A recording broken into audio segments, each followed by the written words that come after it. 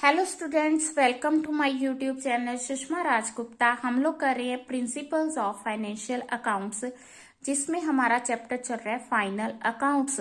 Final accounts के कुछ adjustment हम लोग लास्ट वीडियो में कर चुके हैं। आगे की एडजस्टमेंट्स इस वीडियो में करेंगे। चलिए शुरू करते हैं।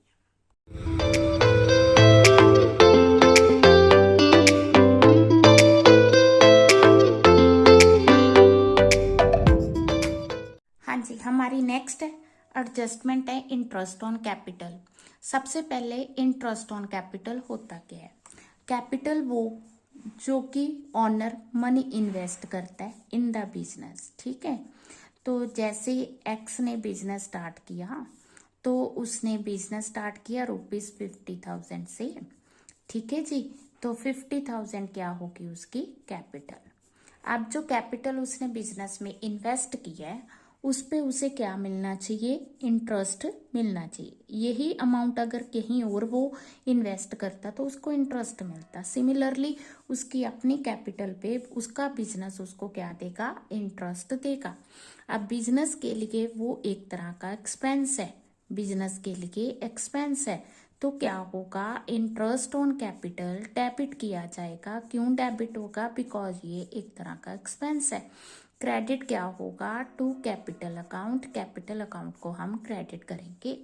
फिर इसकी ट्रीटमेंट क्या होगी? इसकी ट्रीटमेंट है कि प्रॉफिट एंड लॉस अकाउंट में हम लोग जो इंटरेस्ट ऑन कैपिटल है, फॉर एग्जाम्पल 50,000 का 10% हम इंटरेस्ट ले रहे हैं, तो जो इंटरेस्ट ऑन कैपिटल है वो P&L की डेबिट साइड आएगा।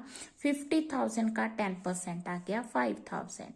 सेकेंड, ये बैलेंस शीट में आएगा।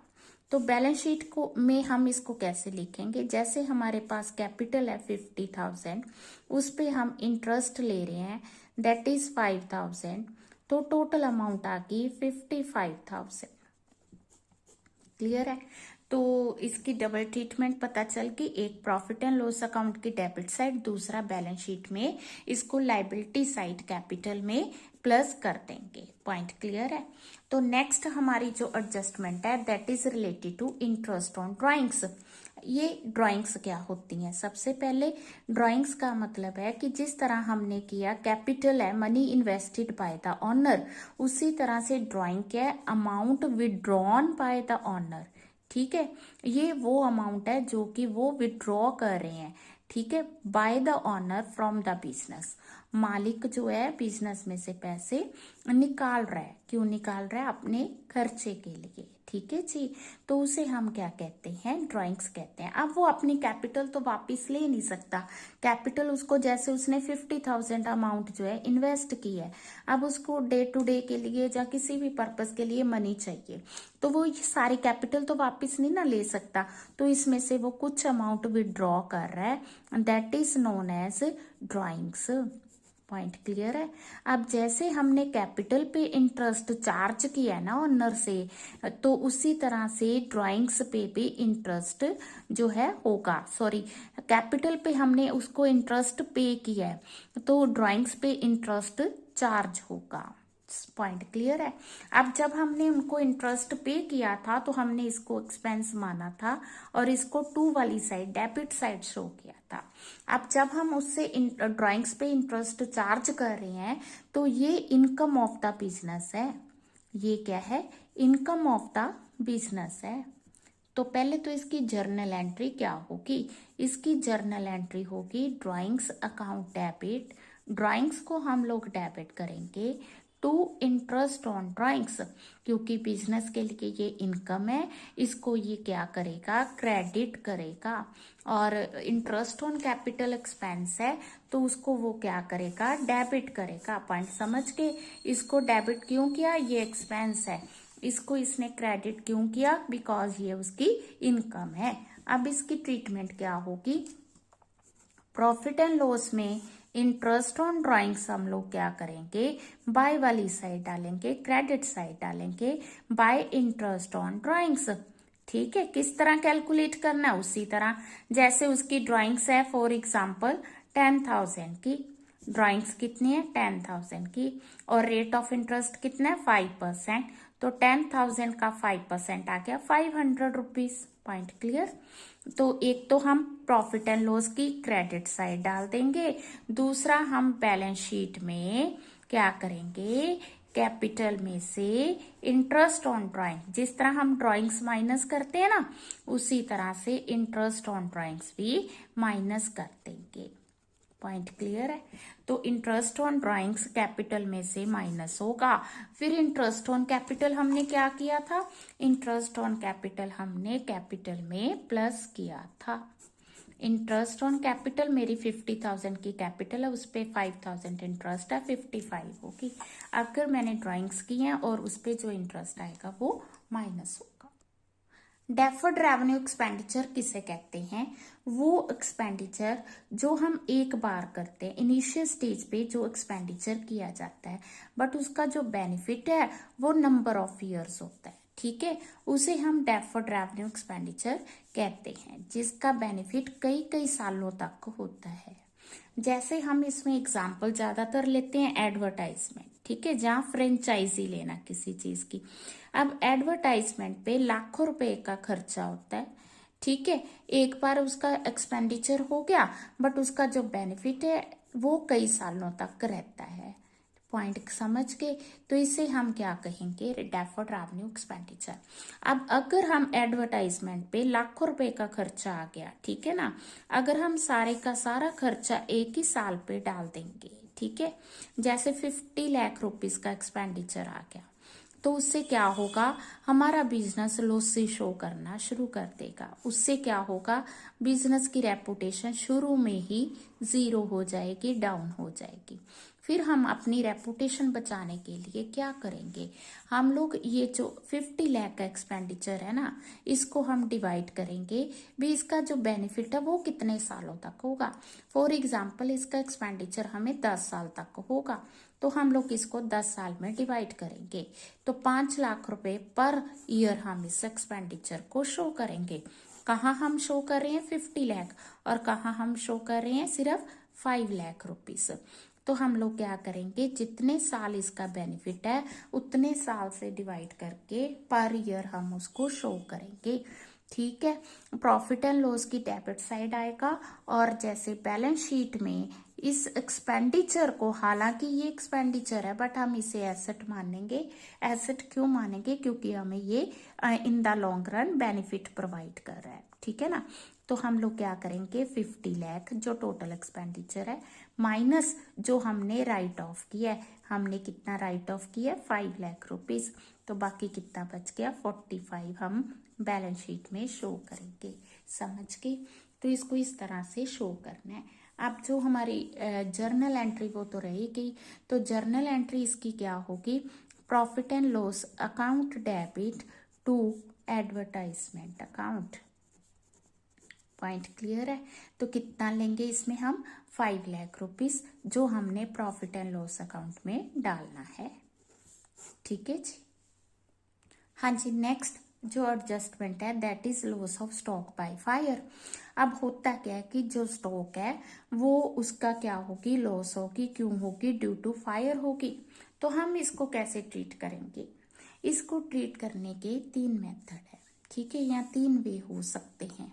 फर्स्ट है, पहला केस है कि जो हमारा स्टॉक है वो फुली इंश्योर्ड है। सेकेंड केस है कि जो स्टॉक है वो पार्शली इंश्योर्ड है।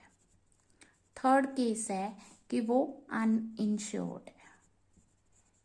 पॉइंट क्लियर है। अब अगर वो फुली इंश्योर्ड है तो कैसे होगा, अगर फुली इंश्योर्ड है, ठीक है, तो उस केस में हमें इंश्योरेंस से पूरे पैसे मिल जाएंगे। ठीक है, इंश्योरेंस कंपनी हमें क्या करेगी, it will pay the amount of loss, जितनी भी हमारी लॉस है, ठीक है, वो हमें इंश्योरेंस कंपनी पे करेगी। तो इसकी जर्नल एंट्री क्या होगी, insurance company account debit to trading account. ठीक है जी। अगर पार्शली इंश्योर्ड है तो जर्नल एंट्री क्या होगी, insurance company P&L account debit to trading account. ठीक है जी। फिर हम क्या करेंगे, P&L में अमाउंट डाल देंगे, वो वाली अमाउंट जो हमें लॉस हुई है और ये वो अमाउंट है जो हमें इंश्योर्ड मिल जाएगी। अगर अनइंश्योर्ड है तो जर्नल एंट्री क्या होगी, तो होगी पी एंड एल। सारे का सारा हम पी एंड एल में डाल देंगे। P and L account debit to trading account. Point clear है। अब देखो फॉर एग्जाम्पल जो लॉस ऑफ स्टॉक हुई है वो 10,000 हुई है। लॉस ऑफ स्टॉक कितनी है, 10,000 है। ठीक है, अब जितनी लॉस ऑफ स्टॉक है, एक तो तीनों केसेस में पहला पॉइंट है कि जब हम ट्रेडिंग अकाउंट बनाएंगे तो तीनों केसेस में उस लॉस को हमने ट्रेडिंग अकाउंट की क्रेडिट साइड शो करना है। बाय लॉस ऑफ स्टॉक कितना, 10,000। तीनों केसेस में सेम ही ट्रीटमेंट होगी। By loss of stock 10,000, by loss of stock 10,000। ठीक है, ठीक है, मैं 3 बार इसलिए लिख रही हूँ कंफ्यूजन ना हो। अब पहला केस है कि फुली इंश्योर्ड है। फुली इंश्योर्ड है ना, तो हमें पूरे पैसे मिल जाएंगे। तो एसेट हो गया, इंश्योरेंस कंपनी लिख के बैलेंस शीट में एसेट साइड हम लोग क्या लिखेंगे, इंश्योरेंस कंपनी करके 10,000। ठीक है, फुली अनइंश्योर्ड है ना, तो कुछ नहीं मिलेगा, कुछ नहीं मिलेगा। तो हम लोग पी एंड एल में टू लॉस ऑफ स्टॉक करके 10,000 डेबिट कर देंगे। पॉइंट क्लियर है। अब पार्शली है तो क्या होगा, जो हमें अमाउंट नॉट रिकवरेबल है, फॉर एग्जाम्पल 6,000 अनरिकवरेबल है, उसे लॉस करके लिख देंगे। और जो रिकवरेबल है वो बैलेंस शीट में एसेट साइड आएगी इंश्योरेंस कंपनी करके 4,000। पॉइंट समझ के क्लियर है, बिल्कुल क्लियर। 3 केसेस हैं, एक है कि फुली इंश्योर्ड है, दूसरा पार्शली, तीसरा अनइंश्योर्ड है। अगर तो फुली इंश्योर्ड है तो हमें पैसे मिल ही जाने हैं, तो हम बैलेंस शीट में एसेट साइड डाल देंगे।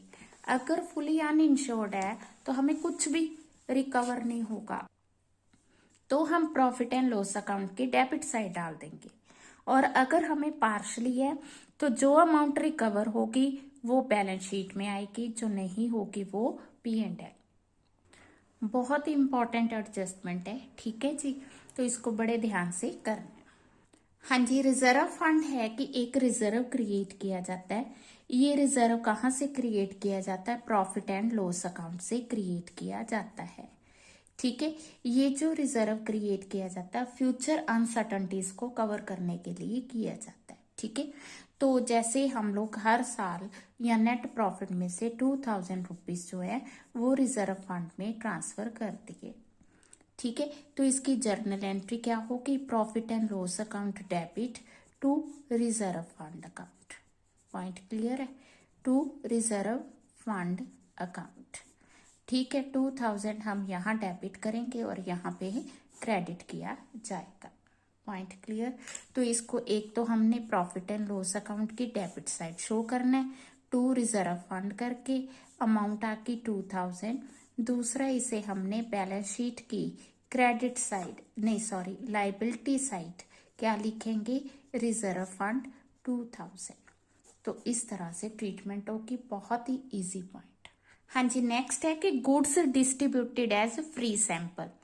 ठीक है, अब जो गुड्स फ्री सैंपल डिस्ट्रीब्यूट की जाती हैं just to promote the sale, हर एक कंपनी अपनी सेल को प्रमोट करने के लिए कुछ गुड्स क्या करती हैं, एज अ सैंपल जो है वो इशू करती हैं, डिस्ट्रीब्यूट करती हैं। जैसे हमारे पास बुक्स आती हैं, बुक्स एज अ स्पेसिमन आती हैं, so that we can recommend to the students.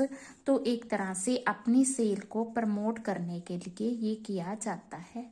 अब इसकी जर्नल एंट्री क्या होगी, ये एडवर्टाइजमेंट सेल प्रमोशन के लिए किया जाता है, तो हम एडवर्टाइजमेंट अकाउंट को डेबिट कर देंगे, क्रेडिट किसको करेंगे, परचेजिस को करेंगे। इसका मतलब क्या हुआ, इसका मतलब ये हुआ कि जो हमारी परचेजिस थी वो पहले से कम हो गई। ठीक है ना, जैसे हमने गुड्स खरीदी थी 50,000 की, उसमें से हमने फ्री सैंपल दिए 5,000 है, तो वो माइनस हो जाएंगी। इसको क्या बोलेंगे, फ्री स्पेसिमन। ठीक है जी। और प्रॉफिट एंड लॉस अकाउंट में यही चीज हम क्या लिखेंगे, टू एडवर्टाइजमेंट, और यहाँ आ जाएगा 5000। पॉइंट समझ के। तो इसको हमने, क्योंकि वो ऑन परचेजेस की जाती हैं, तो परचेजेस में से लेस होगी and profit and loss account की डेबिट से। हाँ जी, नेक्स्ट है मैनेजर्स कमीशन। ठीक है, अब कोई भी ऑर्गेनाइजेशन अपने प्रॉफिट्स को इंक्रीज करना चाहता है, प्रॉफिट्स इंक्रीज करने के लिए वो क्या करेगा, जो मैनेजर्स है उनसे कहेगा कि जितना आप प्रॉफिट राइज करोगे उस पे आपको कमीशन दी जाएगी। ठीक है, अब जो मैनेजर को हमने कमीशन देनी है वो बिफोर चार्जिंग भी हो सकती है, आफ्टर चार्जिंग सच कमीशन भी हो सकती है। ठीक है जी, अगर वो बिफोर चार्जिंग आ रही है, ठीक है, बिफोर चार्जिंग सच कमीशन, अगर उन्होंने 10% बिफोर चार्जिंग सच कमीशन दी है, ठीक है, 10,000 प्रॉफिट्स की, तो कमीशन आपकी कितनी होगी, 10,000 का 10%, दैट इज 1,000। Point clear. अगर आपको कहा गया है जो कमीशन है वो आफ्टर चार्जिंग है, आफ्टर चार्जिंग है 10% ऑफ नेट प्रॉफिट 11,000। ठीक है जी। अब जब भी आफ्टर चार्जिंग वर्ड लिखा होगा, तो जब आपने कमीशन कैलकुलेट करनी है, तो जितनी आपको परसेंटेज दी है उसे आपने 100 में प्लस कर देना। अगर 5% है तो 5/105, 4% है 4/104। ठीक है, तो कमीशन कितनी आ गई, 1,000। अब पॉइंट ध्यान से सुन लो, जैसे प्रॉफिट एंड लॉस आया तो यहाँ पे बैलेंस आ गया था 11,000। We are to calculate the commission after charging such commission, 10% net profit after charging such commission. तो हाँ, जो हमारे प्रॉफिट्स है जैसे 11,000 आ गए, तो हमने जब कमीशन कैलकुलेट की तो 1,000 आ गई।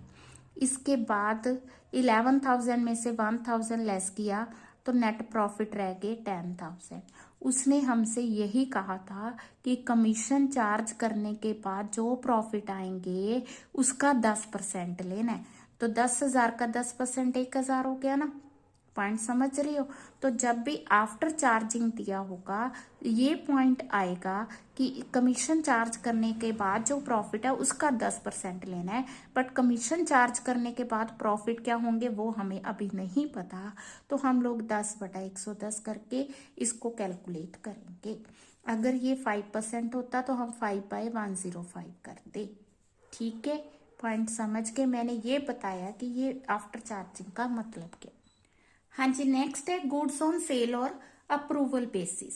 इसका मतलब क्या है, इसका मतलब है कि कई बार क्या होता है कि जो बिजनेस है ना वो अपने कस्टमर्स को या रिटेलर्स को क्या कहता है कि आप ये गुड्स घर ले जाओ, अगर आपको अप्रूव कर दी तो ओके है, नहीं तो हम इसे रिटर्न कर लेंगे, वापस ले लेंगे।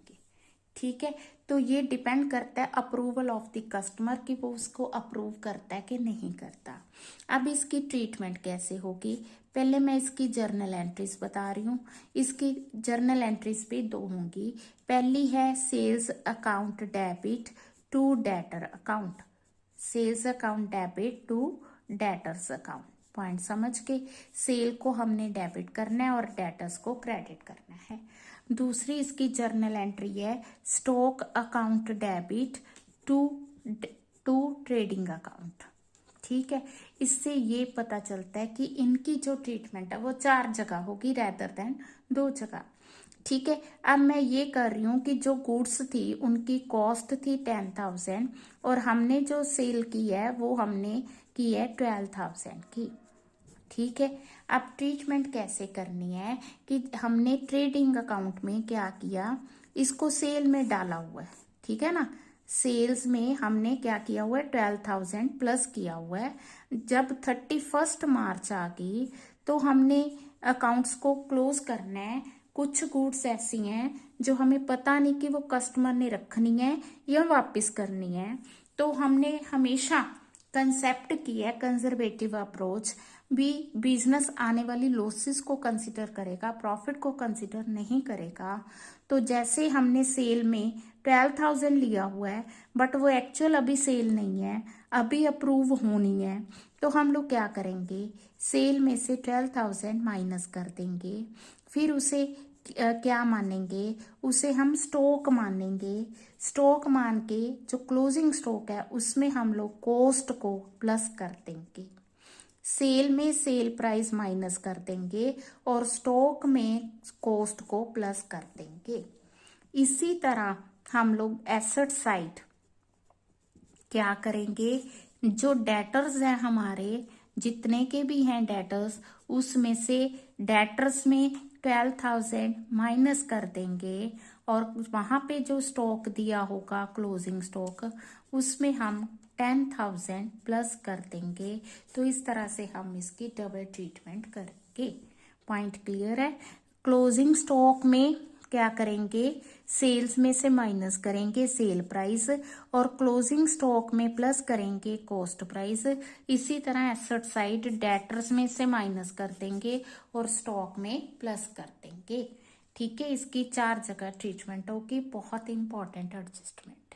हाँ जी, कुछ ऐसी एडजस्टमेंट्स होती हैं जो कि हमें नीचे नहीं बताई गई, अदर इंफॉर्मेशन नहीं देगी, वी आर टू फाइंड। ठीक है, हमने खुद फाइंड करनी है, इसीलिए इसे हम कहते हैं हिडन एडजस्टमेंट। जैसे हमें यहाँ पे दिया गया है ट्रायल बैलेंस में 6% लोन, ठीक है, 10,000 का। अब 6% लोन है तो 10,000 का 6% बन गया 600 रुपीज। ठीक है, इस पे इंटरेस्ट बन गया 600 रुपीज। बट यहाँ पे लिखा हुआ interest on loan paid during the year 200, ये हमें कहीं बताया नहीं गया।